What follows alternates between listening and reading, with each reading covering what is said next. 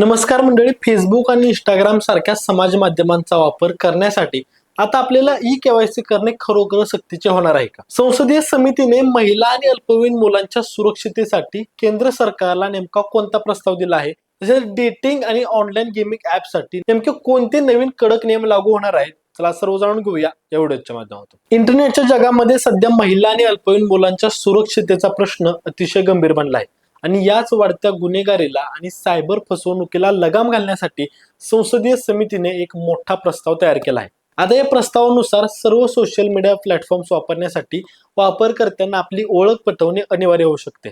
तर यासाठी बँकांप्रमाणेच डिजिटल प्लॅटफॉर्मवरती ई केवायसी प्रक्रिया लागू करण्याची जोरदार शिफारस गृह मंत्रालय करण्यात आली आहे। आता या नवीन प्रणालीचा सर्वात मोठा उद्देश म्हणजे सोशल मीडियावरील बनावट खाती आणि निनावी राहून केल्या जाणाऱ्या छळवणुकीला पूर्णपणे आळा घालणे। आजकाल कोणीही खोटे नाव किंवा फोटो वापरून फेक अकाउंट उघडतो आणि त्यावरून लोकांना फसवण्याचे काम करतो। आता केवायसी प्रणाली जर लागू झाली तर प्रत्येक खात्यामागे एक खरी व्यक्ती असेल, ज्यामुळे सायबर पोलिसांना गुन्हेगाराचा शोध घेणे अतिशय सोपे जाईल।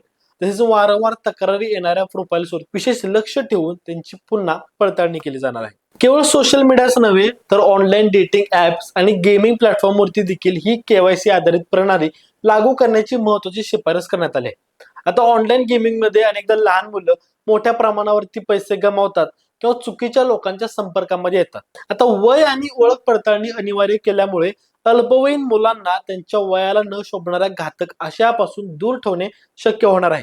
तर नियमांचे उल्लंघन करणाऱ्या टेक कंपन्यांवरती भविष्यामध्ये मोठ्या दंडाची तरतूद देखील यात मांडण्यात आली आहे। सध्याच्या डिजिटल युगामध्ये डीप फेक, ओळख चोरी आणि ऑनलाईन ट्रोलिंगच्या घटनांमध्ये प्रचंड वाढ झाली आहे। संमतीशिवाय खाजगी छायाचित्रे प्रसारित करणे आणि सायबर स्टॉकिंग यासारख्या गंभीर प्रकरणांना रोखण्यासाठी हे पाऊल अतिशय योग्य मानले जात आहे। मात्र दुसरीकडे या निर्णयामुळे सामान्य नागरिकांची वैयक्तिक गोपनीयता आणि डेटा सुरक्षा धोक्यामध्ये येऊ शकते अशी भीती देखील व्यक्त केली जात आहे। आपला खाजगी डेटा या कंपन्या सुरक्षित ठेवतील का, हा देखील एक मोठा प्रश्न सर्वांपुढे उभे राहिला आहे। आता एकंदरीतच इंटरनेटचा गैरवापर रोखून ते अधिक सुरक्षित करण्यासाठी सरकार या शिफारशींचा अतिशय गांभीर्याने विचार करत आहे।